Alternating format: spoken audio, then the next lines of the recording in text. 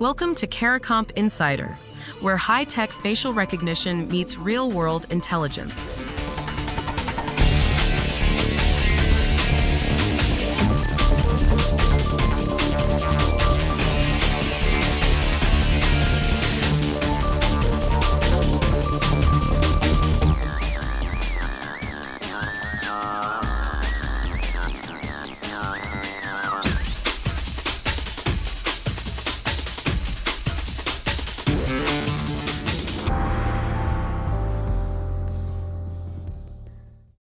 A finance worker in Hong Kong sat in a video call with his chief financial officer and several colleagues.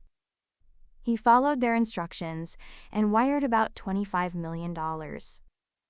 Every single person on that call was fake.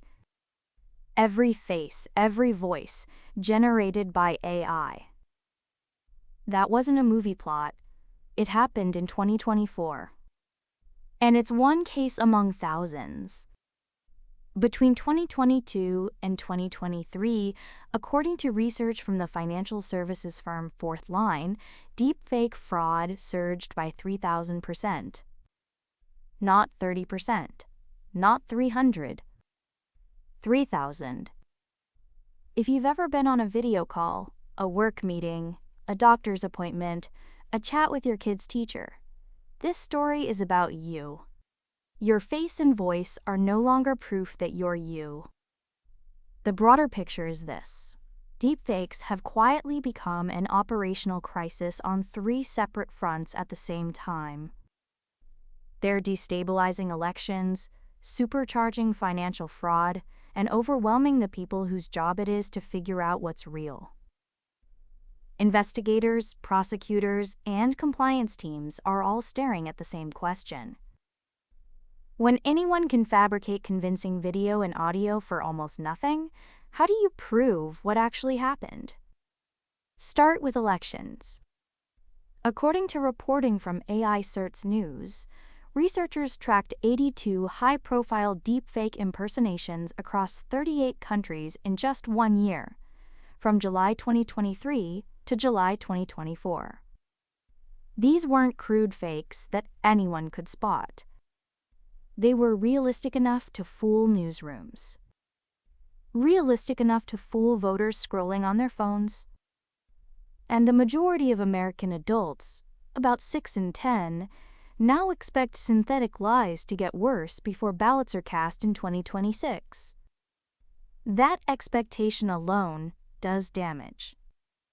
Once people assume any video could be fake, they start doubting real footage too. Trust erodes in both directions. The tools to make these fakes are cheap and cloud-based. A solo operator with a laptop can generate a clip of a candidate saying something they never said. A local news station doesn't have a forensic AI lab to check it. Neither does the average voter.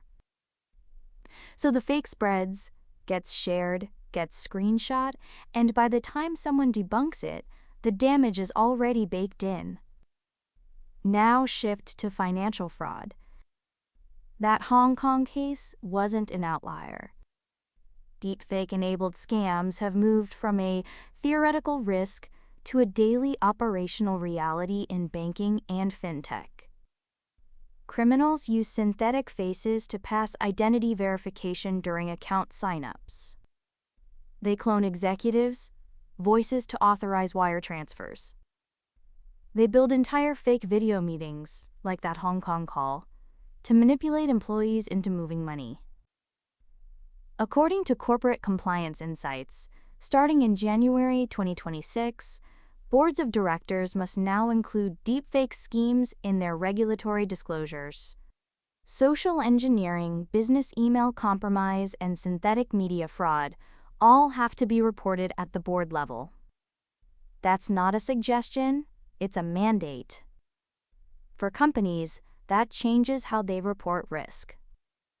For you, it means the voice on the phone asking to verify your account might not belong to anyone real. The third front is the one that ties the other two together, and it's the one getting the least attention. Investigators and forensic examiners are drowning. NIST, the National Institute of Standards and Technology, has directly evaluated deepfake detection systems. According to findings reviewed by LCG Discovery, those evaluations revealed serious challenges with robustness. Detection tools that work on one generation method often fail on the next. The fakes keep evolving, and the detectors struggle to keep up. Meanwhile, many organizations still treat images, recordings, and message exports as if they're self-authenticating. They look at a video and assume it shows what it appears to show. That assumption was already shaky. Now it's dangerous. Modern detection systems do exist. According to researchers surveyed by Uncove AI, forensic AI platforms look for subtle artifacts that synthetic media leaves behind. Tiny inconsistencies in skin texture, unnatural blinking patterns, lighting that doesn't quite match. And one finding stands out. Analyzing audio and video together, what researchers call multimodal cross-verification, significantly outperforms checking just one channel alone. But those tools aren't standard issue. A solo investigator working a fraud case or a political disinformation complaint often doesn't have access to forensic-grade software. They're left manually comparing faces, spending hours on a single piece of evidence, and hoping their conclusion survives cross-examination. Courts are already grappling with this. According to analysis from the law firm Kennedy's, AI-generated and AI-manipulated evidence is landing on court dockets right now. The admissibility question isn't hypothetical anymore. It's on the calendar. The law hasn't caught up. Prosecutors are still forced to apply a patchwork of laws written before I could generate a human face from scratch. And the deepfake problem isn't just that fakes are getting better. It's that real evidence is getting harder to trust because anyone accused of something on video can now claim the footage was fabricated. So, 3 fronts.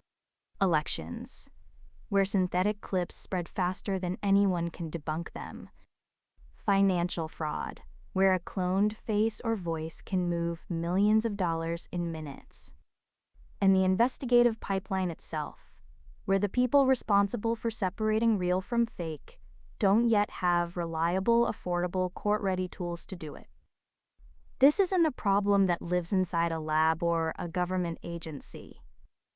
Your face is already in systems you never signed up for. Your voice has been recorded on calls you've forgotten about. Whether you investigate fraud for a living or just unlock your phone with your face every morning, the line between real and synthetic is thinner than it's ever been. The full story's in the description if you want the deep dive. Now you know something most people in this industry don't. Use it. And when you're ready to put it to work, caracomp.com. We'll see you tomorrow.